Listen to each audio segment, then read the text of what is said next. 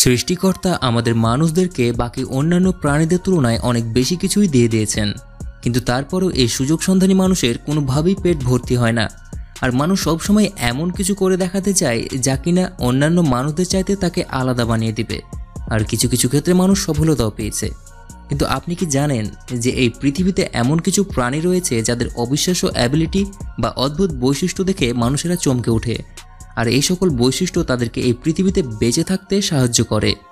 তো চলুন তাহলে রোমাঞ্চকর আজকের এপিসোডে আমরা জেনে নিই এমন কিছু প্রাণী সম্পর্কে যাদের কিছু অদ্ভুত বৈশিষ্ট্য দেখে আপনি একটু নড়ে চড়েই বসবেন, আর আপনি বারবার ভাবতে বাধ্য হবেন যে এগুলো কি সম্ভব। তো আজকের ভিডিওটি তাহলে পুরোপুরি দেখতে থাকুন। আর যারা চ্যানেলে নতুন এসেছেন তারা এখনই নিচের ওই লাল সাবস্ক্রাইব বাটনটি ধ্বংস করে দিন এবং পাশে রাখা বেল বাটন অবশ্যই প্রেস করবেন।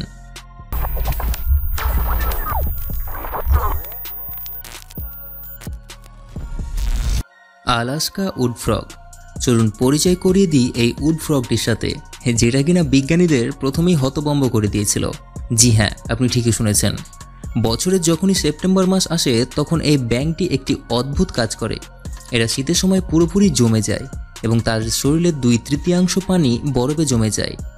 আর আপনি যদি এগুলোকে হাতে নেন তাহলে আপনার মনে হবে যে এগুলো বরফে জমে মারা গিয়েছে। আর তাদের একটি পা যদি আপনি টেনে ধরেন তাহলে শুকনো খড়ির মতো তা ভেঙে যাবে।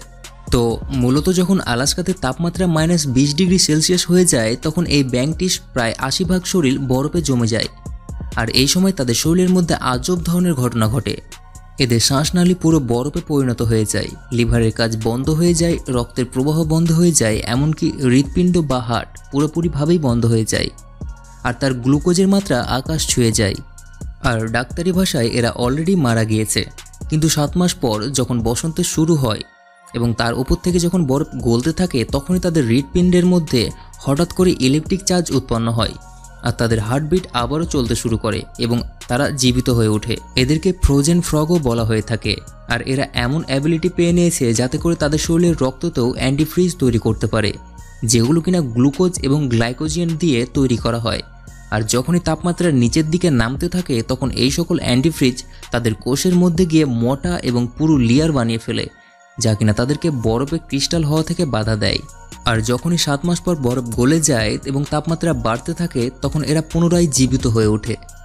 Liar bird. এখন আমরা আমাদের এই ভিডিওর সবচেয়ে ইম্পর্টেন্ট গেস্টের সাথে আপনাদেরকে পরিচয় করিয়ে দিব, যেটা কিনা একটি অদ্ভুত পাখি এবং একে লায়ার বার্ড নামে জানা যায়। পৃথিবীর সবচেয়ে সুন্দরতম পাখিদের মধ্যে একটি, আর এটি কেবলমাত্র অস্ট্রেলিয়াতেই পাওয়া যায়। আর এরা নকল করতে একদম এক্সপার্ট। আর অন্য পাখির আওয়াজ, কুকুরের ঘেউ ঘেউ অথবা আশেপাশে যা কিছু সব কিছুই এরা নকল করে ফেলে।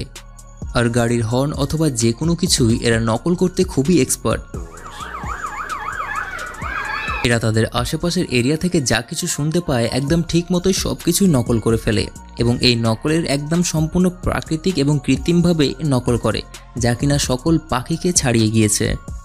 আর মাতা পাখি থেকে নর পাখিটি অনেক লম্বা এবং বড় হয়। আর এই পাখির লেজ অনেকটাই ময়ূরের মতো এবং অনেকটাই লম্বা হয়ে থাকে আর দেখতে অনেক সুন্দরও লাগে। আর যখন এরা তাদের পাখা ঝাঁকাতে থাকে তখন দেখতে বাদ্যযন্ত্র বীণা অথবা লায়ারের মতো লাগে, যার কারণে এদের নাম রাখা হয়েছে লায়ার বার্ড। আর বসন্তকালে নর পাখিরা গান গেয়ে মাতা পাখিকে আকর্ষিত করে।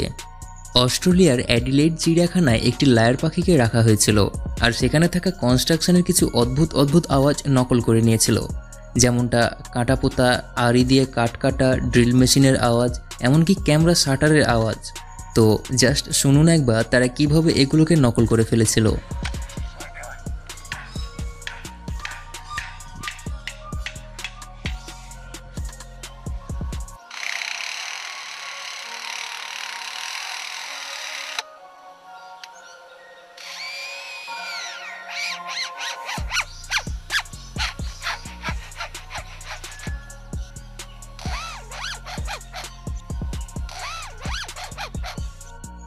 লাংফিশ।